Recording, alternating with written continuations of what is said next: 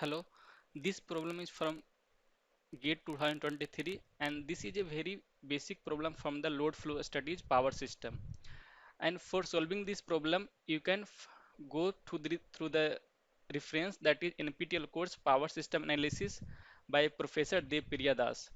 And specifically, you want to go through this load flow study, then go to this lecture 28. Now we are coming to this question. The problem is that the bus power system shown in the figure has one alternator connected to bus 2 which supplies 200 megawatt and 40 MVAr power. Bus 3 is infinite bus having a voltage of magnitude V3 is equal to 1.0 per unit and angle of minus 15 degree.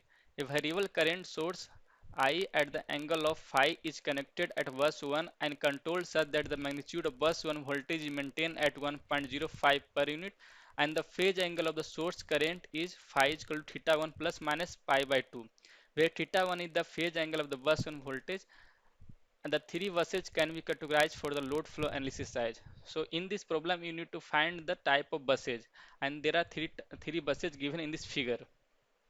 So before solving this problem, we first go through the concepts.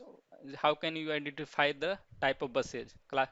This is the general classification of system buses. Broadly, we can categorize three types of buses in power system. So first one is slack bus. This is also known as swing bus or infinite bus.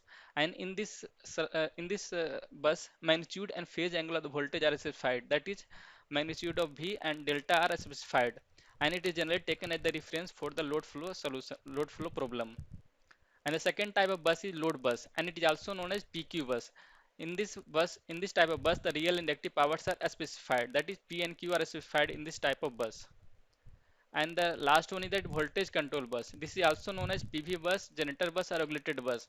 And in this type of bus, real power and voltage magnitude are specified. And if you want to write in this table, that we can classify it as like what are the specified quantities and what are the unknown quantities. So in the slack bus, magnitude of voltage and the angle are specified, that is V and delta are specified. Unknown quantities are P and Q.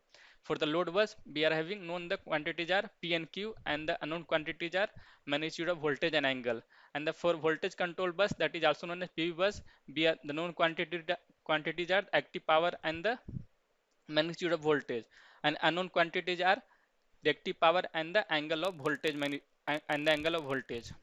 So in this problem, if we see that, so infinite bus, so infinite bus means this is slack bus. In this type of bus, we are having known quantities are voltage, magnitude, and angle. So bus 3 is that slack bus. So if we see about the options, then B, C, D are select in the options. Bus 3 in options B, C, D, it is given that bus 3 is slack bus. So A option is incorrect. So A option is incorrect. Now coming to this second type of bus. In this type of bus, we are having given active power and reactive power. It is specified. So what type of bus it is? It is PQ bus because P and Q are specified, and the magnitude of voltage and angle we know by solving the load flow approach. So in this type of in the second this second type bus is the PQ bus. So B option is also incorrect because bus 2 is given as PV bus. So we are having two options left, C and D.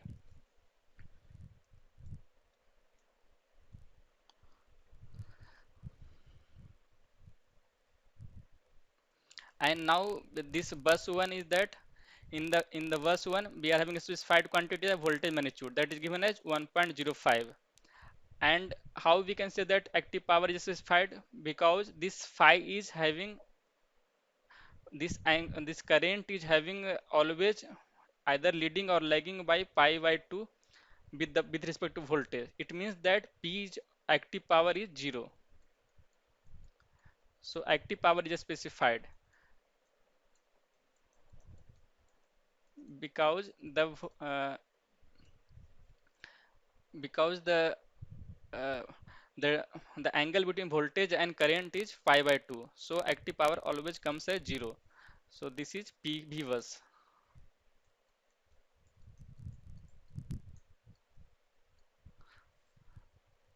So the correct option is C is also incorrect. Correct option is D.